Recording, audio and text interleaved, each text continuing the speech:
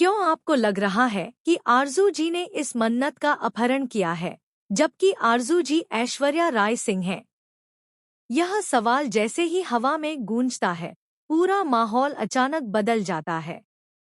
कमरे में मौजूद हर शख्स एक दूसरे की तरफ देखने लगता है। किसी को समझ नहीं आता कि सच क्या है और झूठ क्या। तभी एक तेज आवाज आती है, तुम अपनी माँ को बचाते बचाते इस दुनिया से चली जाओगी। देखते हैं आज कौन जिंदा बचता है। यह धमकी सिर्फ शब्द नहीं थी, बल्कि एक प्लान का हिस्सा थी। मन्नत का नाम आते ही सबके चेहरे पर डर साफ नजर आने लगता है। अब तुम खतरे में हो। मन्नत का किडनैप हो गया है और इसमें आरजू जी और मलिका दोनों शामिल हैं। यह सुनते ही हर कोई शॉक में आ जाता है। आरजू जी, जिनको अब तक एक सम्मानित और शक्तिशाली महिला माना जाता था, उनके नाम पर उंगली उठना किसी को पच नहीं रहा था। लेकिन सबसे बड़ा सवाल यही था, क्या सच में आरजू जी ने ऐसा किया? क्यों आपको लगता है कि आरजू जी ने मन्नत का अपहरण किया? क्योंकि आरजू जी ऐश्वर्या राय सिंह हैं। यह नाम सुनते ही कहानी का रुख ही बदल जाता है। यह सिर्फ एक पहचान नहीं थी, बल्कि एक ऐसा राज था जो लंबे समय से छुपाया जा रहा था। कहानी का नया मोड़। अचानक पुलिस केस में एंट्री होती है।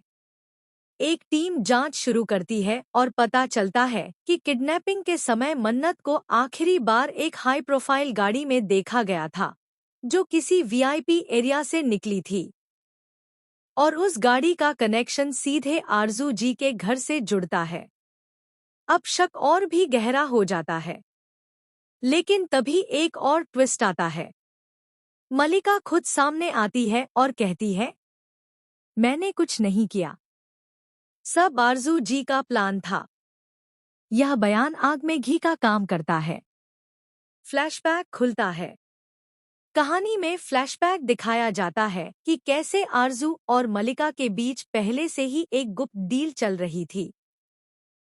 मन्नत सिर्फ एक लड़की नहीं थी, बल्कि एक ऐसी चाबी थी जिससे एक बहुत बड़ा फैमिली सीक्रेट खुल सकता था। एक ऐसा सच जो पूरी संपत्ति, नाम और ताकत को हिला सकता था। आरजू जी को डर था कि अगर मन्नत बोल गई, तो उनका पूरा साम्राज्य खत्म हो जाएगा। इसी वजह से उन्होंने मलिका के साथ मिलकर एक प्लान बनाया।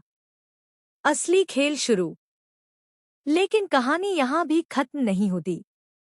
जैसे ही सबको लगता है कि मन्नत किसी अंडरग्राउंड लोकेशन पर है, अचानक एक वीडियो सामने आता है। इस